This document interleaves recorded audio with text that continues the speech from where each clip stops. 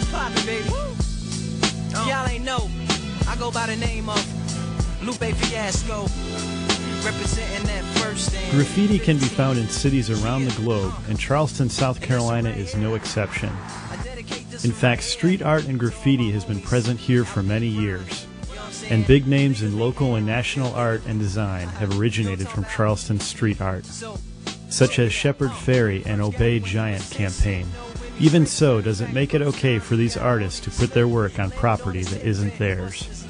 Personally, for me, and for, I know, other artists that I'm, friends with, or people that I've met, when you're, say if you're in a spot that's, fairly busy and you see something that you've done yourself or someone else has done, and you see it in an environment that it's not supposed to be, it's, for me, it's really breathtaking, because, you see something that somebody creatively made, went out and put up, for the world to see. I feel like it's almost like, the city is the art gallery. It's a lot harder to put stuff up in the streets than it is to do an art show, because, everything constantly gets taken down. So you put up 100% of stuff, and the next day you only have 20% left, and you just have to keep putting stuff on and building onto it and building onto it. And if there's people out there that want to get into doing street art or graffiti, you gotta know beforehand that as soon as you put something up, 80% of your stuff's gonna come down. You can't get disgruntled or sidetracked. You just gotta keep doing it and working. But since leaving your artistic impression on the streets doesn't really harm anyone, why is it illegal and heavily prosecuted? Many anti-graffiti groups lean on the broken window theory, which says even one broken window can lead to the decay of society. When I was a kid, I used to take my finger and write "wash me" on the back of trucks, and I thought that was funny. And I thought I got a good thrill out of that. But see, rain came and washed it off.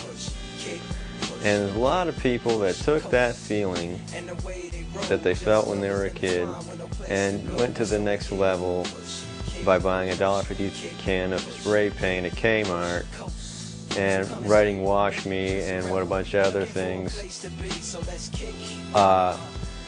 on public property, and for one reason or another it gives them satisfaction. But why do these artists put their work in the streets? With so many of these artists selling their work in art shows, clothing, and stickers, is it just a guerrilla marketing technique used in today's viral marketing world? But there are still unknown artists painting streets across the world, the ones with nothing to sell and no real identity. I think that to talk about graffiti as a general thing is really very difficult to do that, because there are really three categories of it. You have criminals that are using the streets as a palette to mark their territories with the graffiti. You've got people that are using graffiti as a means by which to be mischievous, and that's the only reason why they're doing it. And then you have real artists that are using concrete public areas and private areas as a landscape to create real art. And that's a difficult thing to disparage. But at the same time, if you don't have permission to do that, somebody has to incur the expense of removing it if they don't like it and they own the property. So as an American citizen, I would have to say that all of it needs to stop. Some street artists and graffiti artists are, some do have morals. I try to have morals. I've personally, at least as far as I know, I've never, tagged somebody's car or somebody's personal belongings, like a house or a small business.